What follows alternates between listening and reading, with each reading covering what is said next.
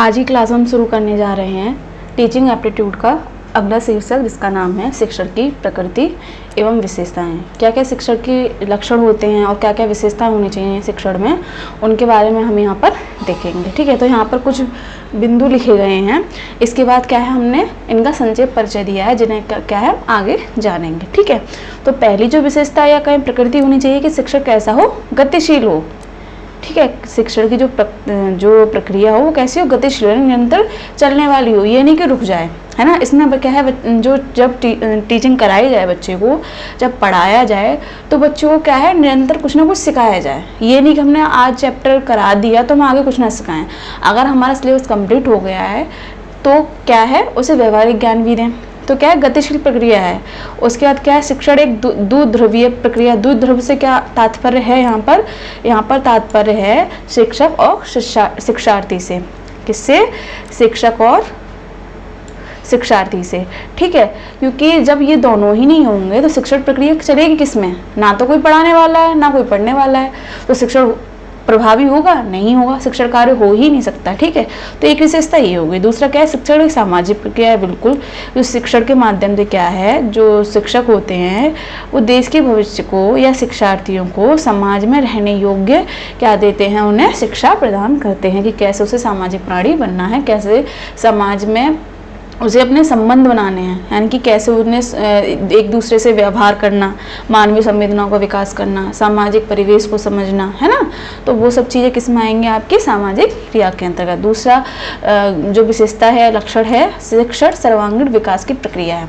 सबसे बड़ी विशेषता, शिक्षण केवल आपके ये नहीं कि आपको किताबी ज्ञान दिया जाए, नहीं। शिक्षण एक प्रभावी शिक्षण वह है जिसमें बच्चे का सर्वांगीण विकास किया जाए, जिसमें आपको किताबी ज्ञान के साथ साथ व्यवहारिक ज्ञान भी दिया जाए और प्लस आपको मनोवैज्ञानिक जो चेतना है उसको विकसित किया जाए, सांस्कृतिक ज्ञान से आपको अवगत किया जाए, जीवन शैली को कैसे जिया जाए, यानी जीवन को जीना, उसके लिए भी क्या है, बच्चों को समझाया जाए, है ना, तौर तरीके सिखाए जाएं। तो वो क्या है, एक जो शिक्षण प्रक्रिया है वो क्या कहलाएगी, हमारी सर्वांगीण प्रक्रिया कहलाएगी, जो क्या है सर्व क्षेत्र में कार्य करेगी।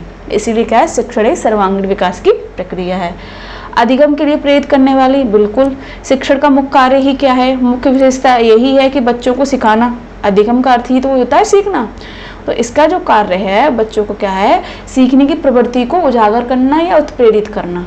ठीक, अगली विशेषता देखें, विभिन्न प्रक्रियाओं का मिश्रण। बिल्कुल, शिक्षण में कई प्रक्रियाओं का प्रयोग किया जाए, चाहे आपको वैज्ञानिक पद्धतियां हो, व्यवहारिक पद्धतियां हो, या मानवीय संवेदनाओं को विकास करने के लिए और क्रियाएं क्या कहते हैं, इसमें जो टीचर होता है वो अपना लेता है। ठीक है, तो शिक्षण में विभिन्न प्रक्रियाओं का मिश्रण होता है। अगले बिंदु पर चलते हैं, जटिल सामाजिक समस्या। जो शिक्षण है वो कैसी प्रक्रिया है, जटिल सामाजिक प्रक्रिया है। अगली बिंदु को देखें, शिक्षण एक व्यावसायिक क्रिया है। बिल्कुल, अगर शिक्षण का प्रक्रिया हो रही है समाज में, तो जो टीचर बच्चों को पढ़ा रहे हैं तो पढ़ाना तो उनका उद्देश्य है, बच्चों का सर्वांगीण विकास करना ही उद्देश्य है, पर इसका एक मूलभूत आवश्यकता ये भी है कि बिना वेतन के कोई भी टीचर पढ़ाएगा नहीं। उससे लाभ होना चाहिए, कम से कम उसके पारिश्रमिक प्राप्त होना चाहिए। तो क्या है, एक शिक्षण एक व्यावसायिक प्रक्रिया है। ठीक है, शिक्षण कला विज्ञान दोनों हैं। बिल्कुल, क्योंकि जब शिक्षण प्रक्रिया की जाती है तो इसमें जो टीचर होते हैं वो कई वैज्ञानिक पद्धतियों और अपने ज्ञान को क्या कलात्मक रूप देते हैं। तो इसमें क्या वो विज्ञान का भी प्रयोग कर रहे हैं और क्या है, अपनी कलात्मकता यानी कि अपनी पढ़ाने की शक्ति का भी प्रदर्शन कर रहे हैं। तो क्या है, ये कला विज्ञान दोनों हैं। अगला बिंदु देखें, शिक्षण में संप्रेषण कौशल की प्रधानता होती है। बिल्कुल, बिना संप्रेषण, बिना कम्युनिकेशन के कोई कार्य होगा ही नहीं। अगर टीचर कुछ बात कर रहा है और वो संप्रेषण ठीक प्रकार से नहीं कर पा रहा, बच्चों से कम्युनिकेट सही से नहीं कर पा रहा है, तो क्या बच्चे सीखेंगे? बिल्कुल नहीं सीखेंगे, है ना। तो क्या शिक्षण में संप्रेषण भी क्या है, अहम भूमिका निभाता है। अब चलते हैं हम इन आगे के बिंदुओं पर, जिनके बारे में मैंने अभी यहाँ पे चर्चा की। अब इनके बारे में थोड़ा संक्षेप में जानकारी ले लेते हैं कि शिक्षण एक गतिशील प्रक्रिया है तो क्यों है। तो थोड़ा बहुत इनके बारे में जान लेते हैं संक्षेप में। तो पहला जो आपका पॉइंट है, शिक्षण एक गतिशील प्रक्रिया है। तो इसमें क्या कहा गया है, समय के अनुसार शिक्षण में भी परिवर्तन होता रहता है। ठीक है, चूंकि तकनीकी संसाधनों की प्रगति ने शिक्षण के विविध रूपों को प्रभावित किया है। अब देखिए यहाँ पे क्या कहने की कोशिश की गई है, जो शिक्षण है उसे कैसा होना चाहिए, गतिशील होना चाहिए। ये नहीं कि जो पहले पढ़ाया, जैसे पहले जो सिलेबस हुआ करते थे, पहले जो पाठ्यक्रम हुआ करते थे और पहले जो विधियां थी उसी के माध्यम से पढ़ाई की जाए, नहीं। आज का जमाना कैसे है, डिजिटलीकरण का जमाना है। ठीक है, तो जैसे हम आपको पढ़ा रहे हैं तो कैसे पढ़ा रहे हैं, ऑनलाइन माध्यम से पढ़ा रहे हैं। पर पहले अगर पहले का समय हम देखें तो उसमें क्या था, स्कूल जाया जाता था, वहां पर आपको फेस टू फेस टीचर से पढ़ना होता, पढ़ना तो अब भी है, पर इसमें एक ये हो गया है कि आपको घर बैठे ही क्या है, शिक्षा आसानी से मिल जाती है। तो इससे देखिए क्या है, जो शिक्षण की जो प्रक्रिया है वो क्या है, गतिशीलता की ओर बढ़ रही है। बच्चा नए नए चीज़ों को सीख रहा है घर बैठे ही, कम समय में, जहाँ भी जाए तो वो फ़ोन पर आराम से कोई भी टीचिंग की वीडियो चला के कुछ ना कुछ सीख सकता है ना। तो यहाँ पे क्या है, तकनीकी संसाधनों की प्रगति ने शिक्षण के विविध रूपों को क्या प्रभावित किया और क्या सरल बनाया है। यहाँ पे ये बात की गई है। दूसरा पॉइंट देखें, शिक्षण एक द्विध्रुवीय प्रक्रिया है। जैसे मैंने बताया शिक्षण में क्या है, द्विध्रुवीय प्रक्रिया होती है। तो इसमें क्या है, द्विध्रुवीय में का संबंध किससे है, आपके एक तो संबंध है आपके टीचर से और दूसरा संबंध है आपके विद्यार्थियों से। तो इसमें देखिए क्या कहा गया है, शिक्षण प्रक्रिया हमेशा द्विध्रुवीय रही है और रहेगी, बिल्कुल रहेगी। अगर जब टीचर ही नहीं होगा तो बच्चों को पढ़ाएगा कौन, अगर बच्चे नहीं होंगे तो टीचर पढ़ाएगा किसे, यानी कि दोनों ही क्या है, एक दूसरे के पूरक हैं। ठीक है, इस प्रक्रिया में शिक्षण और शिक्षार्थी हमेशा से ध्रुवों के रूप में विद्यमान रहे हैं। इन्हें जो शिक्षक और शिक्षार्थी हैं उन्हें क्या कहा गया है, ध्रुव माना है यहाँ पे। इसमें शिक्षण ज्ञान को प्रदान करता है, यानी इसमें शिक्षण नहीं आएगा यहाँ पे, इसमें शिक्षक ज्ञान को प्रदान करता है और शिक्षार्थी क्या करता है, उससे ज्ञान को ग्रहण करता है। एक तरफ ज्ञान अर्जन किया जा रहा है, एक तरफ ज्ञान को दिया जा रहा है, दूसरी तरफ क्या है, ज्ञान को लिया जा रहा है। ठीक है, तो ये इस द्विध्रुवीय प्रक्रिया की क्या है, विशेषता है। ठीक, हम चलते हैं अपने अगली बिंदु पे, शिक्षण की सामाजिक क्रिया। तो शिक्षण एक सामाजिक क्रिया कैसे है, तो यहाँ पर देखते हैं, शिक्षण और समाज का अटूट संबंध है। समाज की आवश्यकता अनुसार विद्यार्थी ज्ञानार्जन कर, जैसे मैंने आपको बताया कि मनुष्य क्या है, सामाजिक प्राणी है। तो अब बच्चों को शिक्षा दी क्यों जाती है, क्योंकि घर पर भी तो शिक्षा प्राप्त कर सकता है ना। पर वो बाहर पढ़ाने के लिए क्यों भेजते हैं, जैसे पहले के ज़माने में आश्रम में भेज दिया करते थे, है ना। फिर जैसे जैसे समय बदलता गया, कॉलेजेस हो गए, स्कूल्स हो गए, तो वहाँ पे पढ़ाने क्यों भेजते हैं, ताकि वहाँ पर जाके वो समाज में रहने योग्य चीज़ें सीख सके, है ना। वहाँ पे कैसे एक सामाजिक प्राणी बनना है, कैसे उसे यहाँ पर रहना है, तो तरीकों क्या है वो समझ सके, जो वो चीज़ें घर रह के नहीं सीख सकता है। ठीक है, विद्यार्थी ज्ञान अर्जन करता है, शिक्षण के द्वारा ही बच्चा सामाजिक परिवेश संस्कृति को समझता है और एक अच्छा नागरिक बनता है। ये वही बात कही गई है कि जब वो अच्छा विद्यार्थी बनेगा, जाहिर सी बात है समाज में वो क्या है, समन्वय बना के रखेगा, ना तो कोई हुड़दंग बचाएगा, अपने ज्ञान से दूसरों को हमेशा प्रभावित करेगा। ठीक, तो इससे क्या है, समाज तो फलीभूत होगा ही होगा, इससे क्या है, वो एक अच्छा नागरिक और एक अच्छा इंसान भी बनेगा। आगे देखें, शिक्षण सर्वांगीण विकास की प्रक्रिया है। बिल्कुल, शिक्षण से केवल बालक ज्ञान अर्जन ही नहीं करता, अपितु भावात्मक, क्रियात्मक संवेदनाओं से मानसिक क्षमता का विकास भी करता है। यहाँ पर देखिए, जो शिक्षण है उसका मुख्य उद्देश्य केवल किताबी ज्ञान नहीं देना है, बल्कि उसे सामाजिक प्राणी बनाना है, समाज के नियम कानूनों को सिखाना है, मानवीय संवेदनाओं का जो उसके अंदर है उसको विकसित करना है, मानवीय चेतना को विकसित करना है। ठीक है, मानसिक क्षमता, तर्क वितर्क की शक्ति को विकसित करना है, सत्य क्या है, असत्य क्या है, उचित क्या है, अनुचित क्या है, इसके बारे में बताना है। यही तो शिक्षा का उद्देश्य है। और दूसरा क्या है, महत्वपूर्ण व्यवहारिक ज्ञान देना, किताबी ज्ञान ही नहीं, व्यवहारिक ज्ञान देना, क्योंकि किताबी ज्ञान तो सिर्फ जॉब में ही काम आता है, पर जो अगर समाज में रहना है तो व्यवहारिक ज्ञान बहुत आवश्यक है। तो इसमें वही बात की गई है कि शिक्षण प्रक्रिया बालक के सामाजिक, मानसिक, सांस्कृतिक पक्षों का विकास करती है। ठीक है, अगले बिंदु पर देखा, अधिगम के लिए प्रेरित करना। शिक्षण शिक्षार्थियों को अधिगम हेतु प्रेरित करता है, कि करके सीखने की पद्धति पे चलता है, प्रैक्टिकल चीज़ों को करे और बच्चा उससे ज्ञान प्राप्त करे। ये क्या है, शिक्षण का मुख्य उद्देश्य या विशेषता है। अर्थात सीखने पर ये बल देती है, मैंने आपको बताया करके सीखने में बल देती है, अधिगम में सीखना, ताकि शिक्षार्थी अच्छी चीज़ों को सीखे और उनका चिंतन मनन कर व्यवहारिक जीवन में उन बातों को ढालने की कोशिश करे। ठीक है, अब चलते हैं अपने अगले बिंदु पर। तो विभिन्न क्रियाओं का मिश्रण, जो शिक्षण है वो विभिन्न प्रक्रियाओं का क्या है, मिश्रण है। इसके अंतर्गत कौन कौन सी, जैसे विषय वस्तु का प्रस्तुतिकरण। पहला क्या है, पहले तो आपको विषय वस्तु समझाई गई ना, पाठ्यक्रम के बारे में बताया जाएगा, फिर उसकी व्याख्या की जाती है। अभिप्रेरणा, बच्चों को प्रेरित करना, है ना, जैसे तत्व क्या है इसमें शामिल होते हैं। ठीक है, देखें अब जटिल सामाजिक प्रक्रिया है कौन, क्या, शिक्षण। शिक्षण समाज के द्वारा, समाज के लिए जो शिक्षण है वो समाज के द्वारा, समाज के लिए और समाज के अंदर संचालित होने वाली प्रक्रिया है। बिल्कुल, जो शिक्षण है वो समाज के द्वारा, समाज के लिए, समाज के अंदर संचालित होने वाली प्रक्रिया है। शिक्षण प्रक्रिया की अपनी एक विशेषता होती है कि यह समाज में से शामिल सदस्यों के मनोभाव से ना के बराबर प्रभावित होती है। अब देखिए इसमें क्या कहा गया है कि जो शिक्षण है वो निकला तो समाज से ही है, जिस समाज में हम रह रहे हैं उसी की तो एक संस्था है शिक्षा। बच्चों को सिखाना कैसे उसे व्यवहार करना है, कैसे उसे जीवन शैली जीनी है, इसलिए तो शिक्षण किया जाता है। पर इसमें दूसरी बात क्या है, अब देखिए समाज में कई प्रकार के लोग रहते हैं, अच्छे भी हैं बुरे भी हैं, है ना।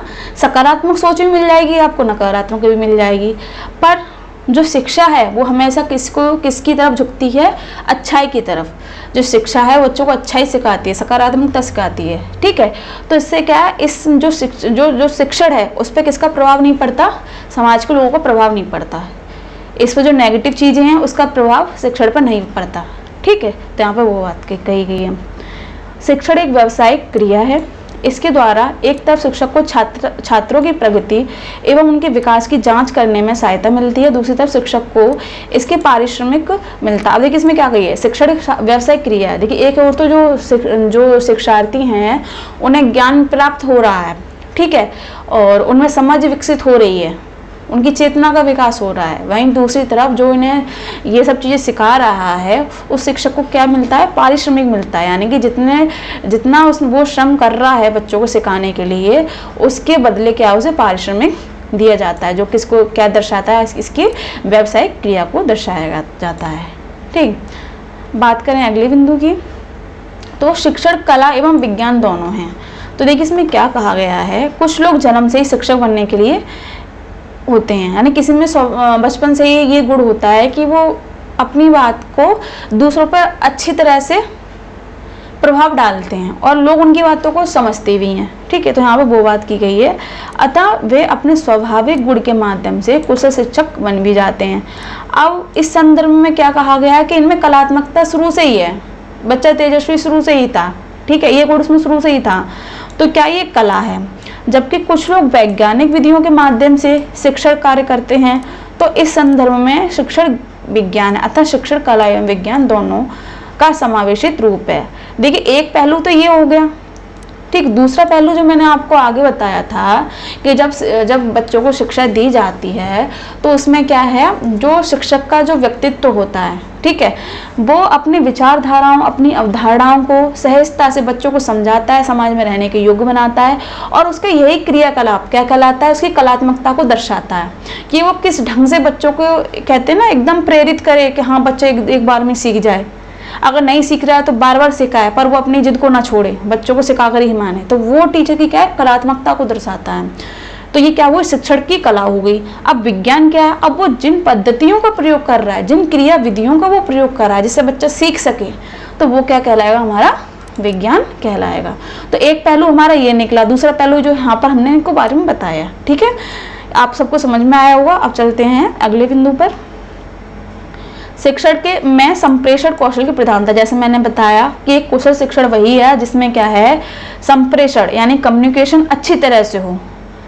अब जैसे कि आपने देखा है कि कुछ बच्चे बड़े शरारती होते हैं, जब क्लास चलती है, टीचर अगर थोड़े शांत प्रिय है, मतलब थोड़े तेज तर्रार नहीं है, बच्चों को डांट दे, थोड़ा डांट दिया कोई बात नहीं, बच्चे ऐसे करके टाल देते हैं, तो बच्चे भी बड़े उद्यमी होते हैं, तो वो और शोर मचाएंगे। क्यों टीचर डांट नहीं रहे हैं तेज से, है ना। तो इससे क्या होगा, वो पढ़ा कुछ रहे हैं, बच्चे सुन कुछ रहे हैं, कोई सुन ही नहीं रहा है, तो उनके पढ़ाने का क्या फ़ायदा, कोई फ़ायदा नहीं है। उन्होंने जो अपनी सेवा दी उतने टाइम तक बच्चों को जो सिखाया, तो वो बच्चे तो सीख ही नहीं पाए। अब प्लस जो बच्चे उधम मचाते वो तो सीखते हैं ही नहीं, दूसरे भी नहीं सीख पाते इसी चक्कर में, है ना। तो इसमें क्या है, शिक्षक को कैसा होना चाहिए, शिक्षक को थोड़ा कैसे ना तेज होना चाहिए। तेज से मतलब ये है कि थोड़ा कठोर, ऐसे कठोर नहीं कि मारना पीटने वाला कठोर नहीं, कि आवाज़ में तेज वो होनी चाहिए ताकि बच्चे थोड़े डरें, ठीक है। ताकि जो संप्रेषण जब हो, कम्युनिकेशन जब हो, जब वो बच्चों को जब बताएं तो बच्चा थोड़ा शांत रहे और वो अच्छे से उन चीज़ों को समझ सके। तो कोई भी शिक्षण तभी सफल माना जाता है जब उसमें अधिक व्यक्तियों के बीच कुशल संप्रेषण की प्रधानता हो। बिल्कुल, अगर वो क्लास, जैसे कभी कभी क्या होता है जब नई नई नियुक्ति होती है टीचरों की, तो वो थोड़ा सहम जाता है पहली बार जब क्लास होती है, क्योंकि फर्स्ट टाइम होता है, ड्यूटी ज्वाइन की है, तो होगा ऑब्वियसली होगा। तो उसमें क्या होता है, थोड़ा उसे क्या होता है, थोड़ा डर सा होता है, झिझक सा होता है कि मैं क्या पढ़ाऊँ, बच्चे क्या क्या समझेंगे। तो ये चीज़ नहीं होनी चाहिए, वो फुल कॉन्फिडेंस से जाए और क्या है, अच्छे से कम्युनिकेट करे बच्चों के साथ। तो इससे क्या है, जो आपका पहला इंप्रेशन जो बच्चों को पड़ता है, इससे बच्चे भी समझते हैं कि हाँ टीचर है, ठीक है। तो इसमें क्या बताया गया है, संप्रेषण के अंतर्गत शिक्षक शिक्षार्थियों से प्रतिपुष्टि करता है। अब देखिए, कम्युनिकेशन कब प्रभावी माना जाएगा, जब टीचर कुछ बात पूछ रहा है, बच्चे उसके उत्तर दे रहे हैं, ठीक है। तो वो क्या, यहाँ पर क्या है, शिक्षक और शिक्षार्थी के बीच आदान प्रदान हो रहा है विचारों का। शिक्षक कुछ कह रहा है, बच्चे उसका जवाब दे रहे हैं, तब यहाँ जो संप्रेषण है वो प्रभावी माना जाएगा। अब टीचर कह रहा है, बच्चे सुन ही नहीं रहे हैं, ना उसका जवाब दे रहे हैं, तो ये माना जाएगा? नहीं, बिल्कुल नहीं माना जाएगा। तो क्या है, इसमें शिक्षण में कम्युनिकेशन का अहम रोल होता है, जिससे शिक्षण प्रभावी बनाया जाता है। इस प्रकार शिक्षण में संप्रेषण कौशल की प्रधानता अनिवार्य होती है। तो देखिए, आज की क्लास में हमने क्या बताया आपको, जो शिक्षण की जो विशेषताएं हैं, जो प्रकृति हैं, उनके बारे में बताया। ये शिक्षण क्या है, गतिशील प्रक्रिया है, शिक्षण द्विध्रुवी प्रक्रिया है, शिक्षण सामाजिक प्रक्रिया है, शिक्षण एक कैसी प्रक्रिया, सर्वांगीण विकास की प्रक्रिया है, अधिगम को प्रेरित करने वाली प्रक्रिया है, विभिन्न क्रियाओं का मिश्रण है, जटिल सामाजिक प्रक्रिया है, शिक्षण की व्यावसायिक क्रिया है, और कला विज्ञान दौड़ है। दूसरी क्या है, संप्रेषण कौशल की इसमें प्रधानता होती है। तो ये जो सभी बिंदु हैं, ये किसको दर्शाते हैं, आपके शिक्षण के विशेषताओं या प्रकृति को दर्शाते हैं, जिनके बारे में हमने संक्षेप में बताने का प्रयास किया गया। परीक्षा के दृष्टिकोण से जो क्या है, हमने कम समय में आपको ये सारी चीज़ें प्रोवाइड कराई हैं। अगर आपको वीडियोस अच्छी लगी हो तो लाइक एंड शेयर करें, सब्सक्राइब करें। तब तक के लिए धन्यवाद। मिलते हैं आपको अगली क्लास में।